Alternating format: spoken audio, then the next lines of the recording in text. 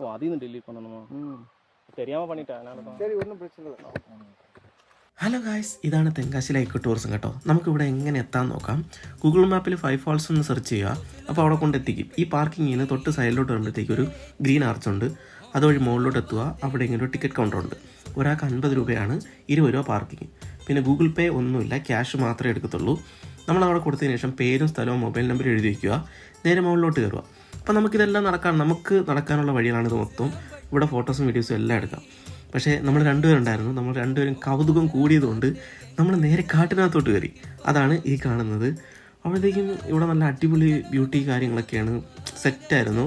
അതിന് നമുക്ക് കിട്ടി, എടുത്ത് എല്ലാം ഡിലീറ്റ് ചെയ്യിപ്പിച്ചു. கீழே நம்ம இந்த தாப்போட்டி எவ்வளோ வேணாலும் எடுக்கலாம். ஓகே, இது அகத்துட்டு எடுக்கலாம். யாரும் எதுவும் சொல்லல, அதனால ஆள் இல்லை. கீழே அந்த டிக்கெட் வாராங்கன்னு சொல்லி விடாம அனுப்ப மாட்டாங்க. ஆமாம், தெரியாமல் பண்ணிட்டேன் அதனால தான். சரி ஒன்றும் பிரச்சனை இல்லை. இந்த ஏரியாவை பார்த்தப்போ ரொம்ப அழகாக இருந்ததுனால. Sorry sir. ரைட்.